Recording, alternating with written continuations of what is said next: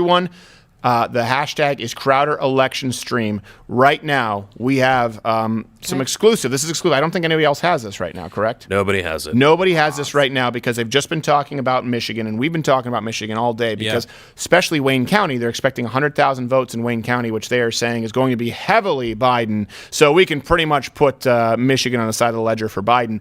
And this would actually relate directly to that. What happened? Give us some context. What's been going on in Michigan? Absolutely. So I got a call from some fellow Texas lawyers who are actually in Michigan. Okay. And there's a group of them, men and women, but it was 3 women specifically who were involved, who connected with me. Yeah, exactly. Yeah? Just here in the last hour. You women? And they sent up, yes, they are women. They do. They have eyebrows. They both raise. Yeah. Nice. And so they reached out to say that they had some very serious concerns about what was happening last night. Now I know, even though I was asleep and you guys were awake, messaging about what exactly is going on with the count in the various states, but there's really no clarity, no ability to really see what's happening. Right. And what these ladies were able to do, one of the ladies is actually going to be Skyping in. So if you see that, make sure to bring her on. But they took some photos and videos from Cobo Hall. I don't know if I'm pronouncing that right now, called TCF Center, the main convention center in downtown Detroit, where there's a lot of ballot counting, voting, and that type of thing happening. In most of these places, they have security. They have security to make sure that ballots aren't being brought in after a certain time they're checking. The front check here was only COVID and masks, and people were bringing in what should have been only 4 to 6 hour shifts, bringing in huge coolers, huge bags, suitcases, other types of things with no checks whatsoever, while coincidentally, at the very same time, we're seeing spikes in the voting count and all kinds of numbers going in one certain direction. Yeah. So I will emphasize, it's not like any of these ladies ran over there and pried open one of the igloos or looked in one of the coolers or looked in one of the suitcases, but rather the lack of institutional security surrounding one of the most controversial districts and counties and voting locations is apparently null. And these ladies have actually tried to raise those issues there with election officials since this morning and have not been able to get any answers. Wow. They are being completely ignored. And it raises a lot of questions about what is happening for the institutional security at these key voting spots. Well, so at absolute worst, it is complete and it's negligence, I guess, really. Well, it's severe. It's huge. It's certainly at the very least negligence. And what we're looking at here is an undermining of the trust that would have in that particular system. I mean, we've heard from folks on the left who are saying, oh, you know, how are we going to trust the system? How are we going to know what's happening? But even at the most basic security at main voting locations and vote counting, you're letting people come in and do things that really cast a question and a doubt about what's happening. Legally, is that even allowed? Isn't there supposed to be a process to make sure that there are checks in security issues? You know, the security safeguards. Absolutely, that's every single one of these locations is supposed to have kind of reasonable safeguards, and it depends on the location, the type of place. But if election workers are allowed, or people who are simply allowed into the space are not being checked, their IDs are not being checked, they're not vetted, the things that they have are not being vetted, then we're really raising a question in these particular jurisdictions. Particularly when you see at somehow 4:30, 5:30, 6 a.m. in the morning, a huge number of votes for one side, all of a sudden. By the way, when they were supposed to stop making it counting. on the ledger. Right. We had to stop it because they said we're going to stop counting. We're like, oh, I guess they're going to, and they said we're going to start again tomorrow at 10, I think is what they said. And then all of a sudden, in 1 hour, an hour later, there's a huge spike specifically in this area. So you guys let me know when we have that person on Skype, but let's go to are we going to start with the videos or the pictures first? I got videos here. Okay, so let's go to the videos. This is in Detroit. These are the ballots. But all these ballots for Santa Claus. Oh, yeah, I know that spot.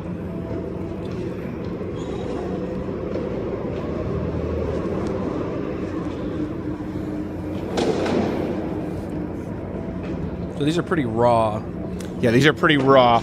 So how long are these videos that This you have? one's 3 minutes. 3 minutes? Kinda Okay. scoots So let's, through. okay, Oh, right we here, go, right we here. go. Okay, all right, so let's look at this. So, okay.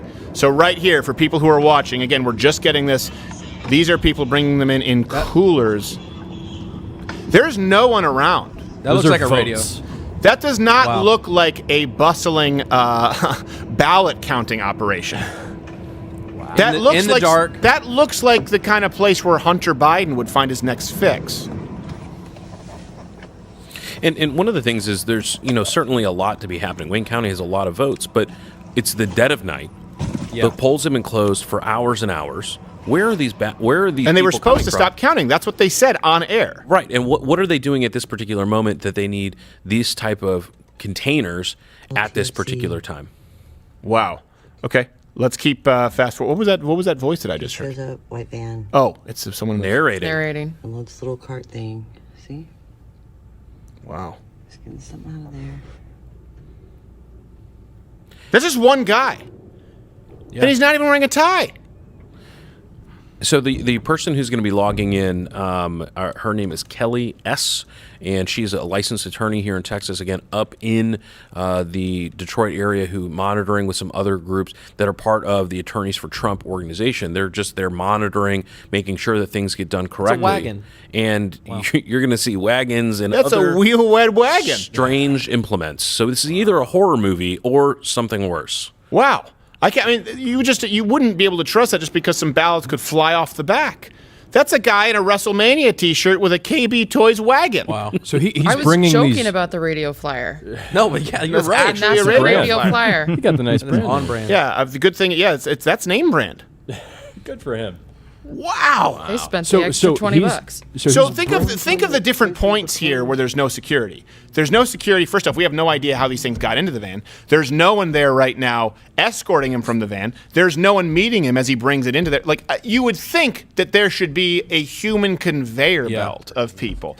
It should look like American Gangster when they're all cutting the cocaine naked, so that you're sure they don't have anything in their pockets. And this guy's just walking in. There isn't any kind of official there for hundreds of yards. Goodness. He's just We bringing in actually- a wagon right there, and We we actually have her on air, the person who have the person who filmed recorded, it, and we yeah. have more videos. So let's and her name is Kelly Sorrell. Kelly Sorrell. Kelly Sorrell, can you see me? Can you hear me? Yes. Yes. Thank you so much for being with us. Hey, and look at this. Even after a long night, you look better than the people over there on CNN, and you actually have lighting and sound that functions. Kelly, I don't want to get this wrong here. My half Asian lawyer Bill is here. That was you videotaping this, and I don't want to be redundant, but I don't think this can be stressed enough. This was happening in one of the major areas of Michigan, right in Detroit. We just watched one video where a guy was bringing it in a red wagon, these ballots. Explain to me what you saw and why you brought it to Half Asian Bill's attention and officials. Why is this so concerning? Well, I actually went up there. All the polls were closed, and I went up there after we had all gotten back to the hotel. I was kind of watching the news and decided I was going to go check on, it's called Kobo. And so I thought I'd go downtown and check out how the absentee ballots were being counted and see if they were still counting, because I had actually heard on the news that they weren't going to be counting anymore. That's exactly. So we were doing the election stream all night. And keep in mind that into that point, when we were about to go to bed, they said we're going to reconvene. I think they said at 9 a.m. or they said at 10 a.m. Yeah. And Right. then all of a sudden, an hour later, there was a huge jump in Michigan for Biden. So yes, we were there last night. People can corroborate it. 8 million people watched. They said no more counting, and that's when you started filming this video, right? Well, yeah. And so as soon as I heard that, I was like, you know what? I think I'm going to go down there and just check and make sure that they actually are cutting it off, because I would hate people to leave or not be down there checking on things and they be doing something shady. So I went down and I actually got in, and they screened me for COVID. They took my temperature, made sure I had my mask. I kind of roamed around, and I was like, I'm going to go grab some coffee and then come back and park for the night, because they were active. So I left, and as I was walking out the door, I see this white van pull up. And as I stopped for a second, turned on my phone, you saw the video where I kind of like walk around, and I see he's pulling out like an old radio flyer wagon and is like connecting it. And then I get in the car and I see him like drop the box. And that was pretty much, we had worked polling stations for the night. And that's, very similar to the box that we had seen and been watching and monitoring to make sure that it got locked and removed from the polling stations, put in vehicles, and driven to the secure locations. Right. So it was just one of those where I was like, that's kind of weird. So I went and grabbed my coffee, came back, and just was sitting and just observing. I tried to go in. I'm not a Michigan resident, so I'm not allowed to actually go and roam around on the floor. Right. But I could observe. It was a glass window. I could observe. There was no security at the door. Nobody was checking bags or credentials or, who was coming in, even identification, anything. People were just able to go in. I'm assuming if they were actually counting ballots, they would get something somewhere. Right. But just for regular folks, and there were other attorneys in our group that actually got in later and just roamed the floor. Yeah, one sec. Mute their mics over there just for right now, because right now we can hear them typing. Okay, so that was the first video, and I understand that we have some other videos as well, if I'm not mistaken. Correct there, Quarter Black Garrett? I do. So can you tell us what the next video will be? Quarter Black Garrett, give us a description, and then we'll go to our It looks like we're inside of the area. Inside of the Looks like building. the inside of the building. Okay. So we're looks going like to the watch actual this here. Stay counting with us. area. I just want to make sure that people can see this so we can sort of give people a visual aid. Let's show the inside of the building, this video here.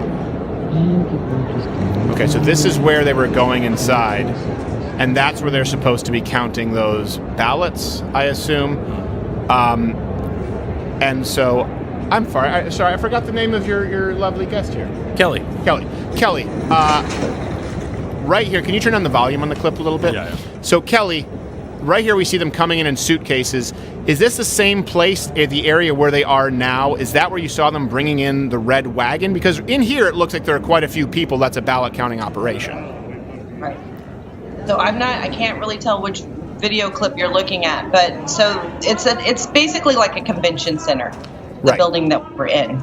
So there's where we came in, or where I came in, was kind of up on the upper level, and then you go down, and there's entrances for everyone, and they're dragging luggage, they're dragging bags, they're dragging igloo, like ice chest.